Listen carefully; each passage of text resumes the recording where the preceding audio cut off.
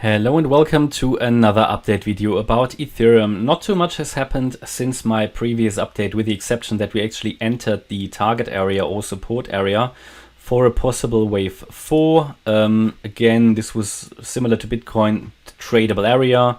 Again, if you entered here, you could move up your stop loss into break even. I always try to mention that because this is not a high probability trade area. Yeah, we have two possibilities here. This could be a wave 4, could also be a wave 2, could still break down as well. The reason is that while we made a slightly higher high here, also again we only have 3 waves up at the moment. Yeah, really only when you get the 5 waves, then you have a higher probability that the trend has changed.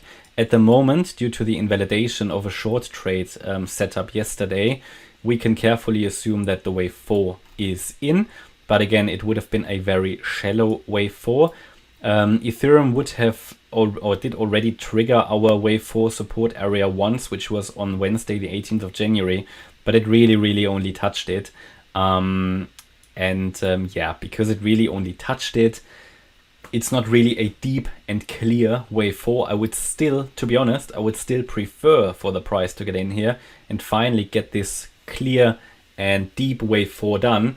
But obviously price action from yesterday and today suggests that we are already here in a breakout, but to really confirm that, price action needs to get a bit more impulsive over the day, over the remaining hours of the day, to really get more clarity, because what we need always is a 5-wave move. So at the moment, as you can see here very clearly, we only have 3 waves at the moment. If this is a 4th, then maybe it has bottomed now. Let's take a look at what is the relevant target range. Here it nearly came to the 38.2 fib, and basically reacted to the area between the 38.2 and the 23.6 fib. Moved higher already, and it now would need to move above that 1698 level, the recent high from yesterday, to give us a clarity that we are here in a 5th wave.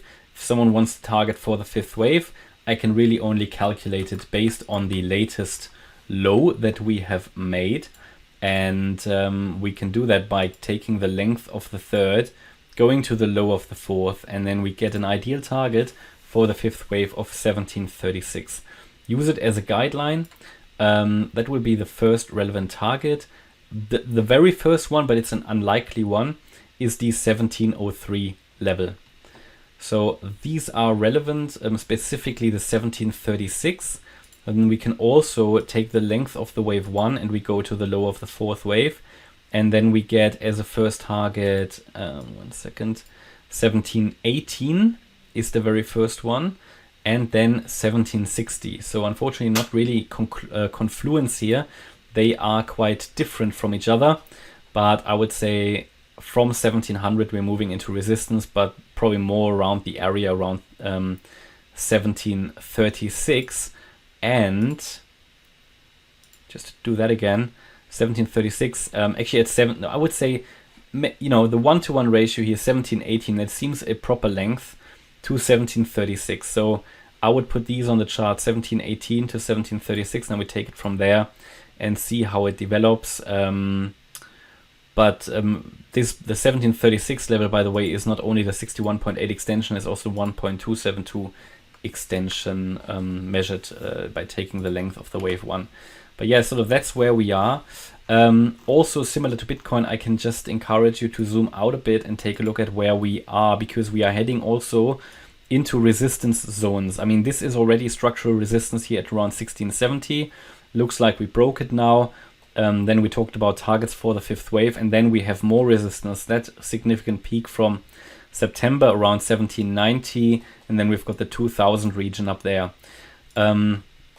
Again, what we need now is 5 waves up. Then we have confirmation for my view that a wave 4 could now be in, and therefore I gave you a possible trade setup. You know, as always, when one setup gets invalidated, it leaves you, or it gives you the opportunity for a setup the other way around. And this one again would be successful, would have been successful already, but chart now needs to follow through. Yeah, we haven't really moved up impulsively, but if in the next few hours maybe we are going to break above that 1698 level, then look at this target range and we might get there. After that, then we could look at a possible pullback support area, which I will put on the chart as soon as this fifth wave is in. Yeah, that's my update about Ethereum. I hope you liked the update. If you did, please hit the like button, leave a comment and subscribe. And if you really like the content, then please check out the channel membership. Thanks a lot for watching. Bye bye.